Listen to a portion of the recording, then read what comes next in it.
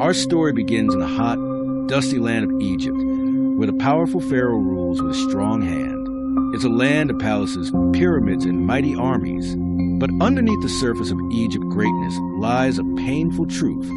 The people of Israel are suffering. They weren't always slaves. Years ago, they came to Egypt during a famine, welcomed by Joseph. But generations passed, and new Pharaoh came, one who didn't remember Joseph or care about Israel.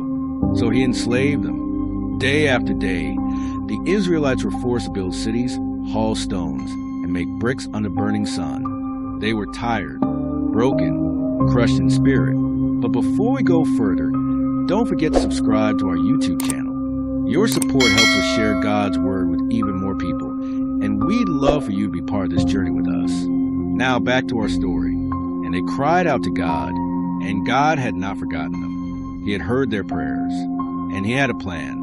Enter Moses, a Hebrew man raised in Pharaoh's palace, who had once fled Egypt after a mistake.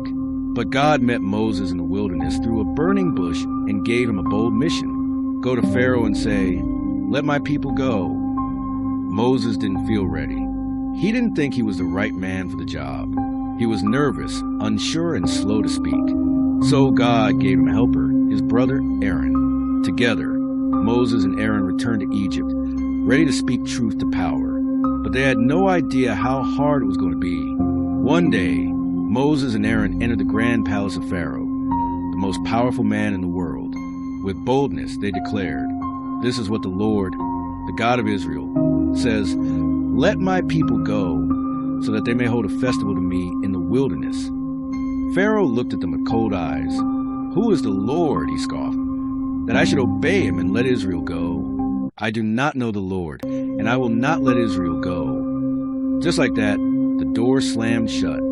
Pharaoh didn't just say no. He made things worse. He accused the Israelites of being lazy. He ordered his slave drivers, "Don't give them any more straw for their bricks. Let them gather it themselves, but don't reduce the number of bricks they must make."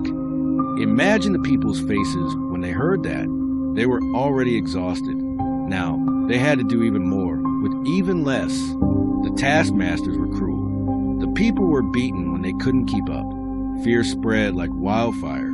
Some of the Israelite foremen went to Pharaoh and pleaded for mercy, but he refused to listen. So they turned on Moses and Aaron. "May the Lord judge you," they said bitterly.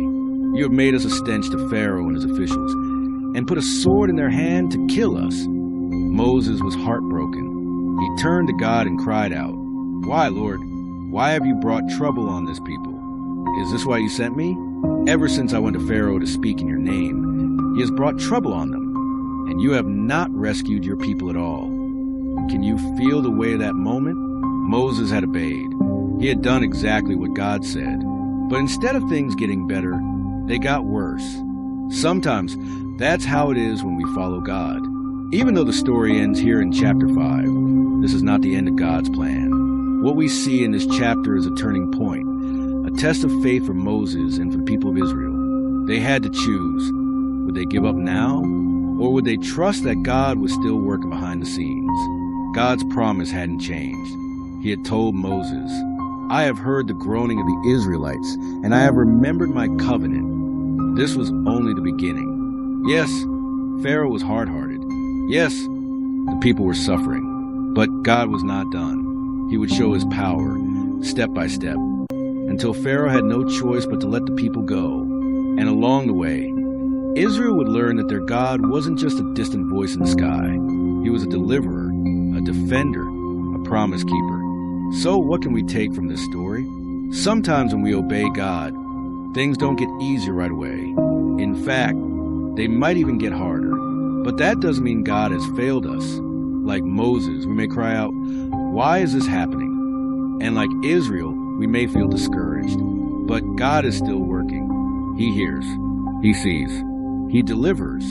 Don't give up in chapter 5, because chapter 6 is coming. God is writing a story of rescue, freedom, and redemption. And he never forgets his promises. If this story encouraged your faith today, don't forget to subscribe to our channel, like the video, and share it with someone who needs hope. God is still delivering his people today, one heart at a time. Thanks for watching, and remember, when God says, "Let my people go," no power on earth can stand in his way.